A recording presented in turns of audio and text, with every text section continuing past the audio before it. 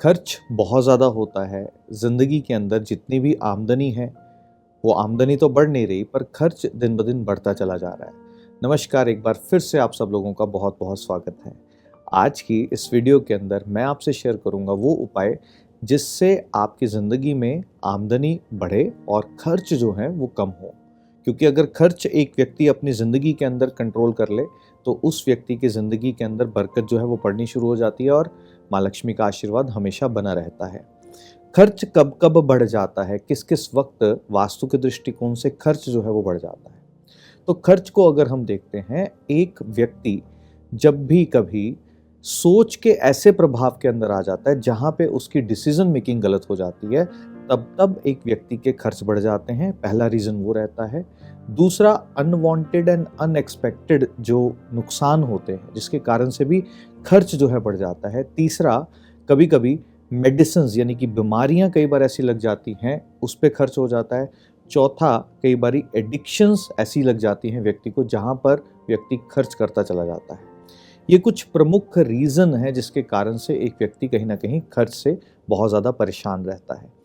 जब हम बात कर रहे हैं कि एक व्यक्ति के सोच के ऊपर जब प्रभाव सही नहीं होते और सोच के कारण से एक व्यक्ति खर्च करता चला जाता है, उसके डिसीजन गलत होते चले जाते हैं, तो उसके लिए वास्तु के दृष्टिकोण से जो दिशा रिस्पॉन्सिबल है वो है east of south east direction. जब भी इस दिशा के अंदर असंतुलन आते हैं, असंतुलित अवस्था के अंदर क्या होता है, यहाँ पर डिसीजन मेकिंग गलत होनी शुरू हो जाती है और एक व्यक्ति खर्च पे खर्च करता चला जाता है। जिसमें से सबसे पहला रीजन बन जाता है इस दिशा में अग्नि तत्व का आना।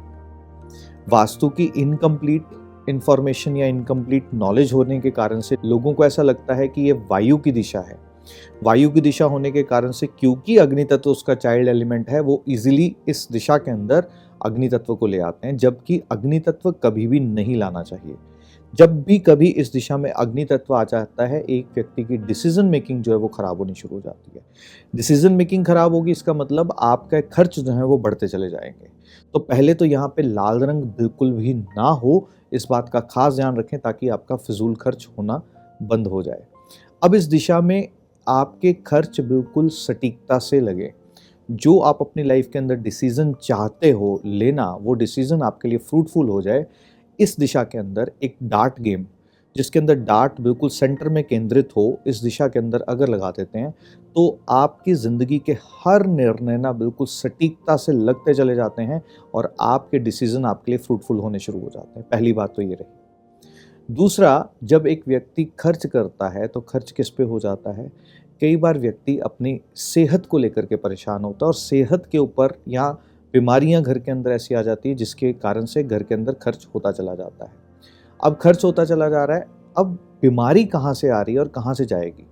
साउथ ईस्ट डायरेक्शन में जब भी कभी इम्बैलेंसेस होते हैं तो एक घर के अंदर कई तरह की बीमारियां लगी रहती हैं। एक घर के अंदर सदस्य ठीक होता है तो दूसरा बीमार हो जाता है, दूसरा ठीक होता है तो तीसरा बीमार हो जाता है और इस तरह से क्रम लगा रहता है। अब इस दिशा को अगर संतुलित करना है तो पहले ये देखना है कि इसके अंदर असंतुलन क्या आता है। जब भी कभी इस दिशा के अंदर जल तत्व का अपना स्वरूप आ जाता है, यानी कि एक्चुअल में जब वाटर आ जाता है, तो एक घर के अंदर बीमारियां बढ़नी शुरू हो जाती हैं। जब इस दिशा के अंदर कोण बढ़ जाता है, यानी कि ये दिशा अगर बढ़ जाती है, तो एक घर के अंदर बीमारियां आनी शुरू होती है। तो पानी का साधन अगर यहाँ कोई है, यहाँ पर अगर आईना है तो उसको हटाने का प्रयास करना चाहिए और साथ साथ में अगर कोण है यहाँ पर या यहाँ पर दिशाएं जो हैं बढ़ी हुई हैं, तो आपको उसको स्पेस सर्जरी टेक्निक से हमेशा बैलेंस करना चाहिए ताकि बीमारी जो है घर से दूर रहे और जीवन के अंदर सुख समृद्धि हमेशा बनी रहे। और साथ ही साथ में जिस भी व्यक्ति के ऊपर मेडिसिन ज़्यादा लग रही है, उस व्यक्ति का एक चित्र क्लिक करवा करके आप कुछ समय के लिए नॉर्थ ईस्ट डायरेक्शन में लगा दें और जब वो व्यक्ति स्वस्थ हो जाए, स्वस्थ होने के बाद उसी तस्वीर को आप ईस्ट डायरेक्शन के अंदर लगा दें ताकि आपको उस व्यक्ति को स्वस्थ करने के लिए वास्तु की इस ट्रिक की सहायता से वो व्यक्ति निरोगी हो पाए और आप उसकी मदद कर पाएं। फिर तीसरा मैंने क्या कहा कि एक व्यक्ति कहीं ना कहीं जिंदगी के अंदर खर्च इसलिए करता चला जाता है, कई बारी बुरी आदतें लग जाती हैं। तो बुरी आदतें कब लगती हैं? जब भी कभी वास्तु के दृष्टिकोण से west of north west direction यहाँ पे कोई भी इम्बैलेंस हो। इम्बैलेंस स्टेट यहाँ पर एडिक्शंस देती है। एडिक्शंस जैसे कि अल्कोहल, जैसे कि सिगरेट, जैसे कि ड्रग्स, यहाँ तक कि बहुत सारे ऐसे एडिक्शंस होती हैं जिसके कारण से व्यक्ति चाह कर के भी अपने आप को रोक नहीं पाता और खर्च करता चला जाता है। जब भी कभी आपको ऐसा लगे कि ऐसा हो रहा है तो एक छोटा-सा उपाय आपको क्या करना है, इस दिशा के अंदर असंतुलन को दूर करना है। इसके अंदर असंतुलन कौन देता है? इसके अंदर आया हुआ बहुत ज़्यादा नीला रंग असंतुलन दे देता है।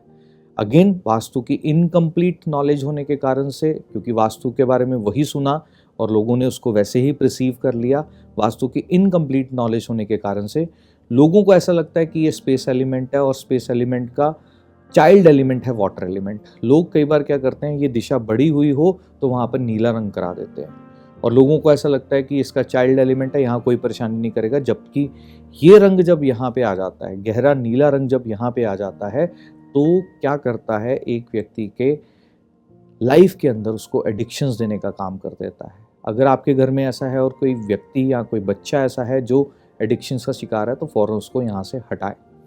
दूसरा, साथ ही साथ में एक व्यक्ति को सही गलत की समझ हो, एक व्यक्ति ज़िंदगी के अंदर अपने फ़ायदे और नुकसान की बात को सोच पाए, समझ पाए, इसके लिए हंस का चित्र अगर वेस्ट नॉर्थ वेस्ट डायरेक्शन में व्यक्ति लगा देता है, तो एक व्यक्ति को अपने सच की और झूठ की, तो एक व्यक्ति को अपने सही की और गलत की समझ होनी शुरू हो जाती है।